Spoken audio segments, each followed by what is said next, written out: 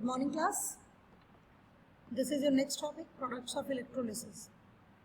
इससे पहले भी मैं आपसे डिस्कस कर चुकी हूँ इलेक्ट्रोकेमिकल सेल और इलेक्ट्रोलाइटिक सेल के बारे में। तो यहाँ जो इलेक्ट्रोलिसिस है that is electrolytic cell. Electrolytic cell मतलब जो हमारी विल के अकॉर्डिंग, हमारी रिक्वायरमेंट के अकॉर्डिंग काम करेगा, जिसमें हम अपने हिसाब से डिसाइड करेंगे कि which one is going to be anode, which one is going to be cathode basically.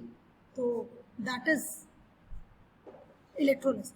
Electrolysis आपने पहले भी पढ़ा है कि with the help of electricity हम किसी भी चीज़ का ब्रेक डाउन करें, दैट मीन्स इलेक्ट्रोलाइसिस। अब यहाँ पर जब हम प्रोडक्ट्स ऑफ इलेक्ट्रोलिसिस के बारे में बात कर रहे हैं तो यहाँ पर बेसिकली जो प्रोडक्ट्स ऑफ इलेक्ट्रोलिसिस है उसका जो रिजल्ट आएगा वो बेसिकली डिपेंड करेगा कि हमारी नेचर कैसी है इलेक्ट्रोड की। आपका जो इलेक्ट्रोड है वो बहुत रिएक्टिव है या आपका जो इलेक्ट्रोड है वो इनर्ट है, बहुत रिएक्टिव नहीं है। अगर बहुत ज़्यादा रिएक्टिव आपका इलेक्ट्रोड नहीं है तो उसमें जो है आपका जो इलेक्ट्रोड है उसका पार्टिसिपेशन बस सिर्फ इतना रह जाता है कि वो एज अ सोर्स और या sink of electrons for electrons के लिए वो यूज़ होगा, उससे ज़्यादा नहीं होगा। लेकिन अगर मैं बात करूँ सो क्लास, ये उस पर डिपेंड करेगा कि हमारा इलेक्ट्रोड की नेचर कैसी है। अगर वो बहुत रिएक्टिव होगा तो उसमें जो वो पार्टिसिपेट करेगा रिएक्शन में भी, इलेक्ट्रोड पे रिएक्शन जो होती है वो उसमें पार्टिसिपेट करेगा अगर आपका इलेक्ट्रोड रिएक्टिव है। लेकिन अगर इनर्ट है, बहुत रिएक्टिव नहीं है, तो वो पार्टिसिपेट नहीं करेगा। तो इलेक्ट्रोलाइसिस का जो रिजल्ट आएगा, जो प्रोडक्ट्स आएंगे, वो आपके बेसिकली इलेक्ट्रोड की नेचर पे डिपेंड करेंगे कि whether your electrode is reactive, whether your electrode is inert in nature.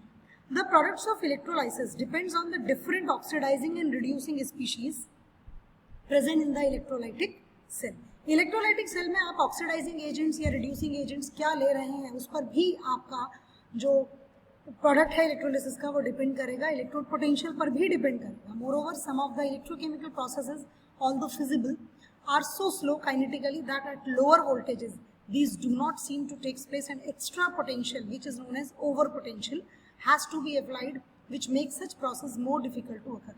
और कई बार ऐसा होता है कि हमारा प्रोसेस होता तो है लेकिन इतना स्लो होता है कि हमारी नॉर्मल वोल्टेज पर हम उस प्रोसेस को नोटिस ही नहीं कर पाते हैं, तो हमें कुछ एक्स्ट्रा वोल्टेज लगानी पड़ती है। वो जो एक्स्ट्रा वोल्टेज हम उस प्रोसेस को कराने के लिए देते हैं that is known as over potential. इसकी डेफिनेशन भी पेपर में बहुत बार पूछी जाती है, व्हाट इज ओवर पोटेंशियल।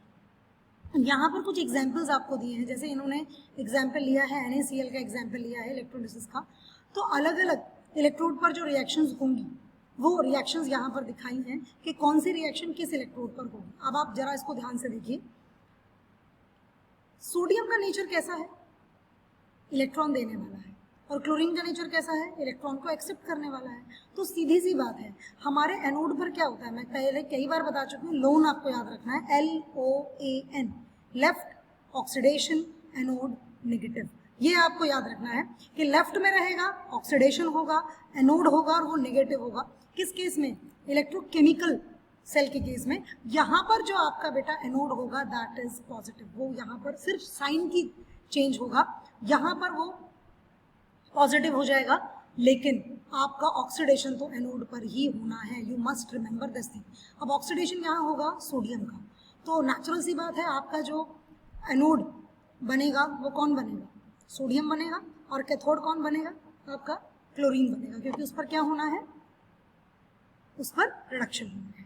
अब यही रिएक्शन है, सोडियम ने, देखिए कैथोड पर सोडियम ने एक इलेक्ट्रॉन लिया है, सोडियम मिल गया आपको, H पॉजिटिव है, H पॉजिटिव ने एक इलेक्ट्रॉन लिया तो हाइड्रोजन गैस रिलीज हो गई। नेक्स्ट आगे की रिएक्शंस दिखाई हैं, क्योंकि इलेक्ट्रोलाइटिक सेल है तो वो हमारी मर्जी से काम करेगा।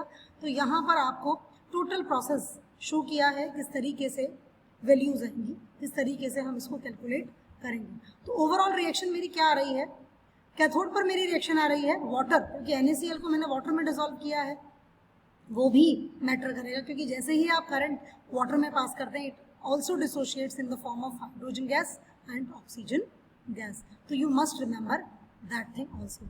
So the reaction at anode with lower value of E0 is preferred, and therefore water should be get oxidized in preference to chlorine. However, on account of overpotential of oxygen, reaction 3.36 is preferred. मतलब this reaction is preferred. ये reaction होगी, chlorine क्या करेगा, electron release करेगा और chlorine gas में convert हो जाएगा। Thus the net reaction must be summarized। हमने नेट रिएक्शन समराइज की है। NaCl वाटर की प्रेजेंस में Na positive and Cl negative. Cathode पर वाटर का डिसोसिएशन हो रहा है, एनोड पर क्लोरीन का जो आयन है वो इलेक्ट्रॉन रिलीज कर रहा है, और डिपोजिशन किसका होगा? फिर डिपोजिशन होगा सोडियम का। So the chlorine the standard electrode potential are replaced by electrode potentials given by the Nernst equation to take into account the concentration effects during the electrolysis. अब इसमें इन्होंने नया टॉपिक शुरू कर दिया, वो सल्फ्यूरिक एसिड का एक एग्जाम्पल और लिया है इलेक्ट्रोलिसिस के लिए। तो you can understand this topic easily with the help of that NaCl cell। तो products of electrolysis depends on what?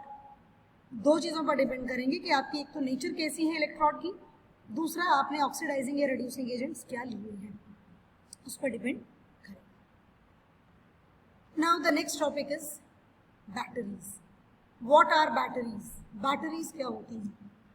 Battery की अगर मैं बात करूं तो आप लोगों ने 6th क्लास में भी पढ़ा है, जब हम 2 या 2 से ज़्यादा सेल कंबाइन कर देते हैं एक साथ, दैट फॉर्म्स अ बैटरी। एक बैटरी बन जाती है। एक सेल का रिप्रेजेंटेशन हम कैसे देते हैं? एक बड़ी लाइन से और एक छोटी लाइन से हम देते हैं।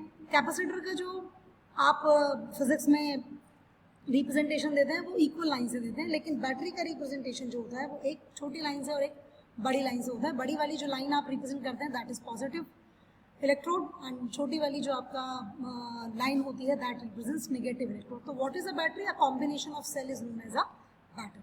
Now batteries are of basically 2 types. Batteries 2 तरह की होती हैं। एक हमारी होती हैं प्राइमरी बैटरीज, एक होती हैं हमारी सेकेंडरी बैटरीज। प्राइमरी बैटरीज क्या होती हैं? प्राइमरी बैटरीज वो होती हैं जो आपने एक बार यूज़ कर ली और वो खराब हो गई तो हो गई। जैसे कि आपकी घड़ी का सेल, आप उसको एक बार यूज़ कर लेते हैं, उसके बाद आप उसको रीयूज़ नहीं कर सकते। तो वो बैटरीज जो एक ही बार यूज़ होंगी उसके बाद डेड हो जाएंगी और उसको हम रीयूज़ नहीं कर सकते, that batteries are known as primary batteries. अब प्राइमरी बैटरीज में हम कुछ जो कमर्शियल सेल्स हैं उनकी कंपोजिशन के बारे में, उनकी किस तरीके से उनको बनाया जाता है, उनकी कंपोजिशन क्या है, उसके बारे में पढ़ेंगे, और साथ ही साथ उनका पोटेंशियल भी जानेंगे कि वो कितना पोटेंशियल हमें देते हैं। तो ये टॉपिक मैं आपका कल लूँगी, प्राइमरी एंड सेकेंडरी बैटरीज। तो आज सिर्फ बैटरीज के बारे में मैंने आपको एक्सप्लेन कर दिया है कि बैटरीज क्या होती हैं, कि combination of cell is known as a battery. Thank you.